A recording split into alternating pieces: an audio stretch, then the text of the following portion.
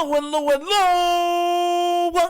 You're tuning into another episode of The Wunderkind Show. Today's first topic, they're saying Joe Burrow is the second best quarterback in the league. Jesus, God have mercy on my soul. Oh, I can't believe it. But whatever. So you already know what it is. Speak with Acho and crew was talking about Joe Burrow. And they undoubtedly said he's the second best quarterback in this league. Undoubtedly. Better than Josh Allen, better than Lamar Jackson, better than all of them. The only person that's over him is Patrick Mahomes. And I'm going to break this down even further. What I'm going to do is I'm going to play some of the foolishness that they were speaking and spewing. And then I'm going to break it down, all right? So without further ado, let's get to this and then break it down, all right? Let's get started. A lot is at stake for Joe Burrow this season. I believe Joe Burrow is the second best quarterback in the National Football League. Second, I believe only Patrick Mahomes is better. Josh Allen fans, I hear you loud and clear. Lamar Jackson fans, I hear you loud and clear. I believe Joe Burrow is better than everybody, not named Patrick Mahomes. But where I am at Dave Helman with Joe Burrow is it's feast or famine. Joe Burrow is just as likely to finish the season injured as he is to finish the season in the AFC Championship game. It is either an A grade or he doesn't even attend the class. So where I'm at with Joe Burrow now is you have to show up and you have to play the whole season and you got to go back to where you are whenever you're healthy. To me, he has a lot to prove because you can't be a top two player in football or an absentee. At least be present. The best ability is availability. So you heard me say that. There's nobody that I think is greater not named Patrick Mahomes. He truly is That's great. crazy to me. When I think about the fact that he's missed 13 games in 4 seasons, he's nearly missed a season in 4 seasons. That has to matter. What's he got to prove to you? I think this conversation, it reveals a fascinating idea of like perception versus reality, right? And I think the Cincinnati Bengals have a lot to prove. My answer is just, it's less about Joe Burrow. You and I disagree about this. It's about the Bengals and having a chance to capitalize on this window where they have all of this talent before it changes. But it is interesting. We talked about this in our pre-production meeting.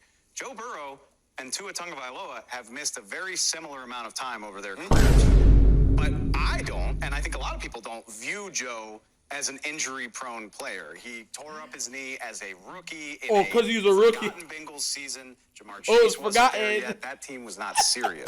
Since the Bengals have become serious, he missed the second or the last third of last season with a wrist injury. We'll see how he responds. I'm not worried about it. And Joy, I don't want to speak for you, but I don't think you are either. Like to put context to that, while he was playing, he wasn't even playing well. So there's that also. Like, whatever. Keep going. I'm not worried about Joe being healthy. I'm worried about the Bengals capitalizing on a year where T. Higgins is in the last year of his contract. I'm worried about a year, the Bengals capitalizing when, again, Jamar Chase, he's eligible for a contract extension. You better believe that contract is going to start with a 3. The Bengals are about to find out how hard it is to surround a quarterback like Joe with talent. And to prove my point, if we could bring it up, the Bengals need to capitalize because this is their future. Joe Burrow is costing them $29.7 million this year. That number starts to balloon after this season. Can you afford to keep T? Probably not. How big is Jamar's contract going to be? Probably very big. Trey Hendrickson has already expressed dissatisfaction with his contract. This could be the Bengals' last best chance before they have to proverbially take that step back. We've talked about this with the Bills. Look at Buffalo right now and say, ooh, Josh Allen's got to do a lot with a little, doesn't he? That's the future that could be facing the Cincinnati Bengals. So this is a huge year for Joe Burrow because it could be his last really, really good chance before the financial realities of the NFL set in. Me personally, I'm not worried about his longevity or his durability. He fought through a calf injury at the beginning of last year, which you could say it's bad that you could, but he played through it. Yeah, he didn't, but not well. Sure. Not well. And I said that. But he was there. They were losing. About Joe's durability. I'm worried about the financial realities of what's facing the Bengals if they don't get over the hump soon. Well said. I don't think he has anything to prove. Who else is giving Patrick Mahomes smoke? I mean, it's one name. It's Joe Burrow. No one else. And there's nobody else that's giving him problems. Oh. So the drop-off for me, would have to be substantial. Now, if he's injured for a certain amount of games again this year and affects their postseason success and whatever, then I'm willing to have that conversation because he has missed some time. But as far as what he has to prove to me, when he's healthy, they're in the AFC Championship game of the Super Bowl. That's right. So when we have the health conversation and a player is habitually hurt, the question becomes, what's it worth for the highs? Listen, there's one other part I want to put in here, right? Because they talk about it, but this is hilarious to me, bro. Yo. Big dog. Like, these are real conversations. What about this? Since we don't want to pay attention to the fact that he had no offensive line whatsoever. And people were saying he should not go there because of exactly what happened. And in fact, when he didn't get hurt, everyone was like, see, that's why he shouldn't have I'm gone saying I've never What about engaged in that dialogue. Okay, well, lots of other people did. I did. It was a real Is that a conversation. Let me tell you like this. That's not a conversation that, like, in training rooms, hey, big dog, it wasn't your fault, man. You know what I'm saying? You had a bad O-line. Bro, I mean, I love it funny, but, like, come on. Like, he got hurt because his line was bad? Like, what? I'm just saying that's not a real I dialogue. think he got sacked a record number of times. He also, he got, sandwiched on top of a guy by another guy. Like, he got demolished. I'm not saying y'all are wrong. Okay, so let's say it's not his fault. I've never heard nobody. Okay, I'm telling you, just trust me. Trust me. And I could be wrong about the sacks, but Andy, let me know. Bro, this is crazy. Let's just call him his rookie year. Do we do that? Like throwing out his rookie season? Yeah. I can't do it, but I see how you want to. Like, it's just not something you can really do. So you think that Joe Burrow is injury prone? Yes. Objectively speaking, he's injury prone. He's missed the same amount. He started the same amount of games as Tua. And Tua's injury prone. So we don't count. You know how bad Tua's teams were.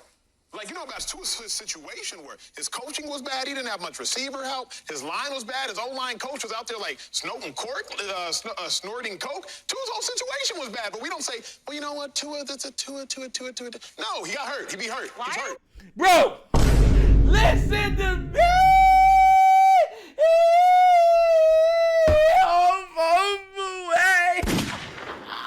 Bro, the Joe Burrow conversation is hilarious to me.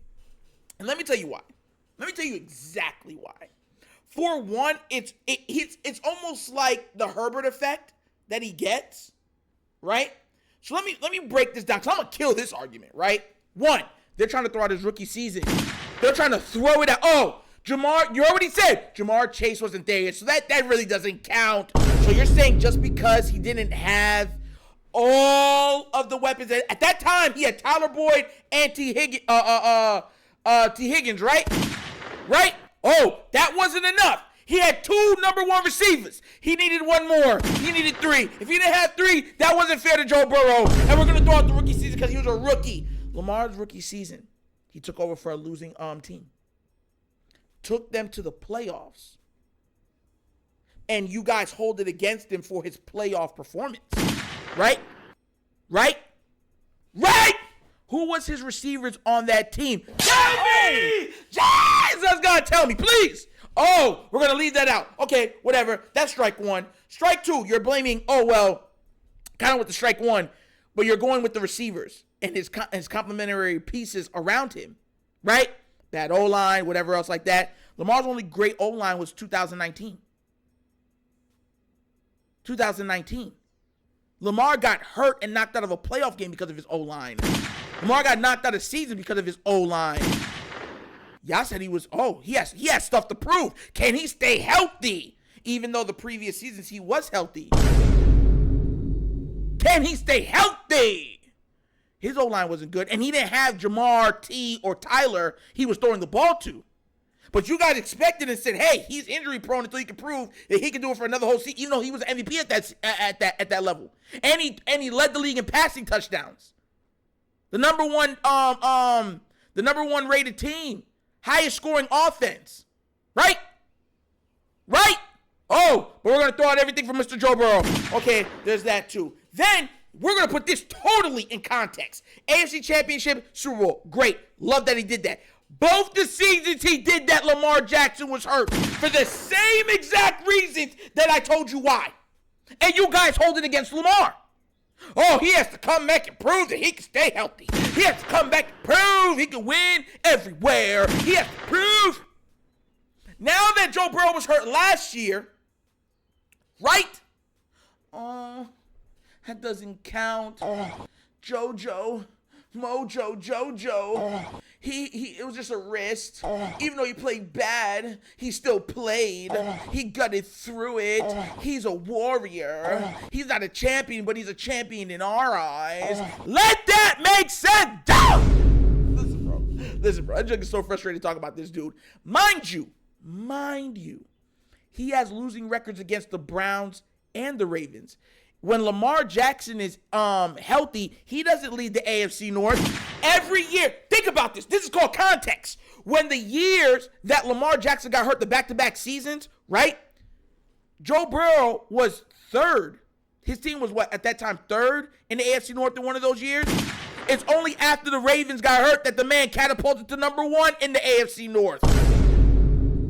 There's a good chance of, and I don't want to hear no one say anything because the Ravens were not just number one in the AFC North, they're number one in the AFC before Lamar Jackson got hurt. There's a chance that the Bengals didn't even make the playoffs. You're leaving out that caveat. Lamar has had to do it with less, and more is expected of him.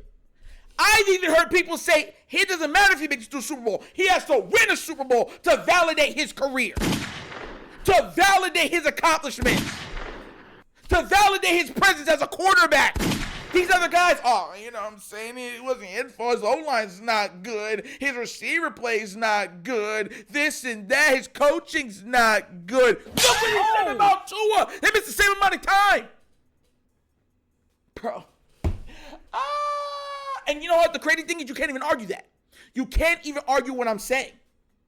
Joe Burrow was leading the AFC North when Lamar Jackson was healthy. He's only led it when he's hurt. All the other seasons, they barely make the playoffs, if they make the playoffs at all. And he's had weapons. Oh, well, he was sacked the record because he can't move like that. And they be sacking him and hold on the ball too long. When Lamar starts to get sacked a lot, right? They'll say, oh, he has to get the ball out quicker. He has to be able to read the defense better, right? You go and look this stat up for me. What was his average throw time? Do that and come back and talk to me. Go look up Joe Burrow's average throw time when he had the worst O-line in the league compared to his contemporaries, and then come talk to me. Then come talk to me. Because when it was that, Lamar's holding the ball too long. That's why. There's always excuses. I hate when these players just get nothing but excuses. That's why I defend Lamar the way I defend him. Herbert gets nothing but excuses. Burrow gets nothing but excuses. On that magical Super Bowl run, he only managed 5 touchdowns. That is it. He was carried. Rock-a-bye, baby, on the treetop. Jojo B, are you okay? Go to sleep, baby. When the wind blows, your cradle will rock. Yes, that's God. And y'all acting like that's not true. Woo! Whatever. Like I said, it's just not hate. I have Joe Burrow overall as a top 5 quarterback in the league while healthy. When healthy and when he has all of his weapons. That's called context with what I'm saying. But there's a precipitous drop-off when we're talking about individual accomplishments, achievements, and ability. It's Patrick Mahomes, Lamar Jackson, everybody else. Everybody else. There's never been a season where you looked at Joe Burrow and said he's the best player in the league. You've never looked at it and said that.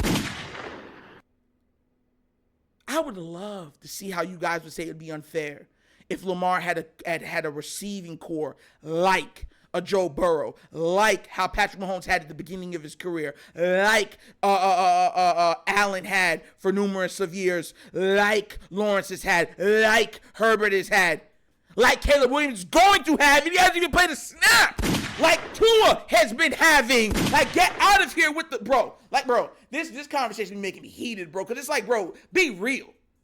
Like, I've never seen a player win 2 MVPs. Y'all like, those don't count. Who cares about MVPs now? Aaron Rodgers won MVPs. Y'all hold him to that standard. Yeah, he won 1 title. 1. Look how long it took Peyton. Peyton took 7-8 years to win his first title. He was getting number MVPs. He was already heralded as one of the greatest quarterbacks we've ever seen. But Lamar's don't count. It only counts if he went to Super Bowl, bro. Make it make sense. But what do you guys think? Where do you rank Joe Burrow in the top 5 or even in the top 10 of the NFL? And do you have him over Lamar Jackson and or even Josh Allen? Or even, some might even say a CJ Stroud. I wouldn't put CJ Stroud over him, but some people would. You know what I'm saying? Let me know what you think down in the comment section. And let me know if you think I'm tripping or not. Because I'm giving you facts. Everything I'm telling you is facts. But let me know what you think down in the comment section, all right? But as always, that's the episode of The Wonder Kind Show. Thank you for watching. Y'all know how we get down. We have fun and we laugh. But everything we talk about rooted in what? Facts and truth. Please do remember, like, subscribe, hit that notification bell, and leave a comment. I love the comments. And if you have not done so already, check out The Wonder Kind Show's Patreon. Yes, 3 tiers of content goodness, one for your consumption. Give it a look, give it a try. Let me know what you think. And if you would like to donate to this channel, help out with equipment and such stuff like that, bottom of the screen, QR codes to a Cash App. Cash App is located in the description of every video that we do. And the name of it is money sign The Wunderkind Show. Super easy. Well, once again, this is The Wunderkind Show. This is your host, Nectar, signing off. And as always, you know my slogan. Peace. And I am out of here. Yerp. Finish him, Daddy.